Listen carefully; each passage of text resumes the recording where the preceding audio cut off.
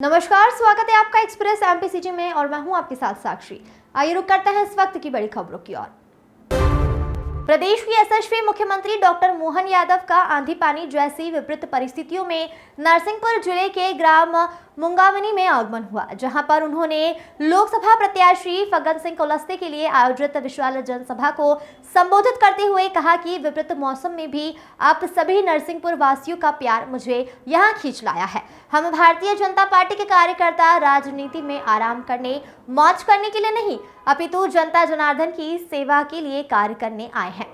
विपक्ष ने आजादी के 60 साल तक आराम किया, जनता को अपनी जागीर समझते हुए उनको विकास से कोसों दूर रखा। कांग्रेस ने तो इस देश का बंटवारा करके जो महापाप किया है, उसका दंश आज भी यह देश भुगत रहा है।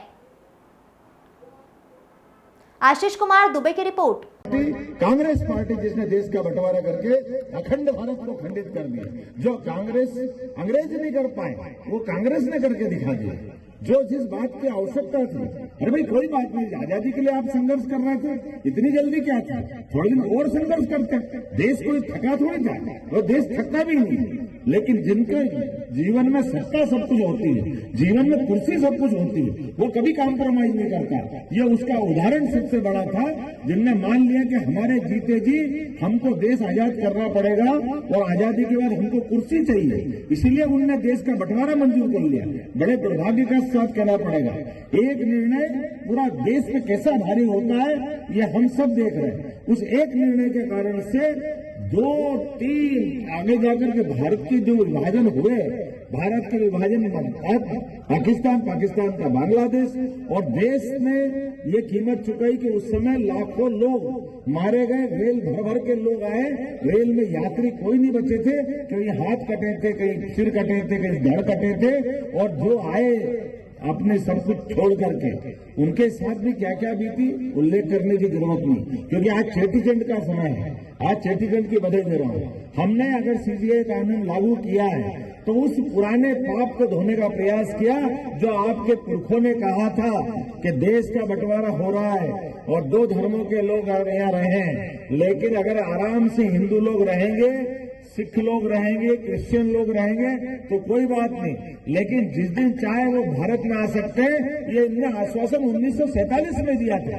लेकिन ये बेईमान लोग, वोट के भूखे लोग, जो मैंने पहले बात कही थी, अब आके पूरे बदल रहे कि केवल वोट के खातिर जो लोग यहाँ आ गए 20 साल पहले, 30 साल पहले, 40 साल पहले, आप बताओ कोई अपनी जमीन जायदाद, गांव, घर, गली क्यों छोड़ता इसलिए कि जब धर्म को बनाते, जब अपने जीवन में लगता है कि जिस धर्म को मानते हम अपने देश में ये पालन नहीं कर पाते, तो लोग अपनी जमीन जायदाद असबाब सब छोड़ के आते हैं, लेकिन वो आकर के देश की नागरिकता नहीं ले सकते, वो भी उस देश की जिस देश के लिए तो उनके बाप-दादा ने अखंड भारत में जन्म लिया था।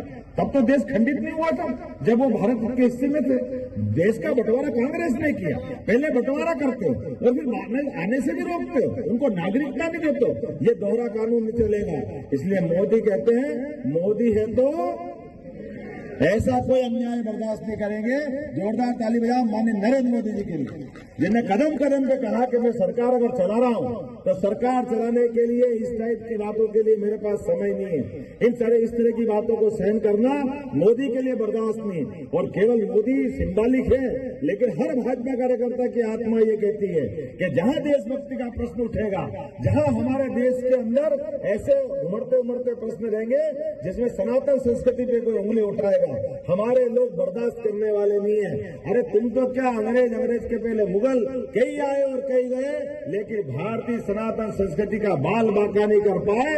हमें इस बात का गर्व है और भारतीय जनता पार्टी उस मार्ग पे चलना चाहती है। कदम कदम पे हम अपने एक नहीं कितने प्रमाण देंगे, और कदम कदम पे कांग्रेस के वो पाप हम गिनाएंगे जिसके कारण से देश का बंटवारा भी हुआ, और बंटवारे के इतने बड़े घाव के बाद भी वो जर्म्स रख दिए, वो बीमारी रख दी, जिसके कारण से देश में बाद के समय में क्या हुआ आप देखो। 2 उदाहरण आपके लिए पर्याप्त करेंगे।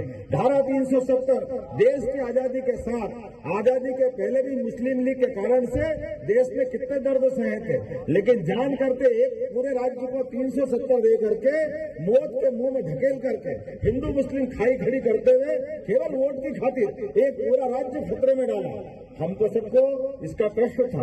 हमारे तो संस्थापक अध्यक्ष ने अपने प्राणों की आहुति दी और उन्होंने कहा कि ये गलत मार्ग है और काल के प्रवाह में वो सिद्ध हुआ।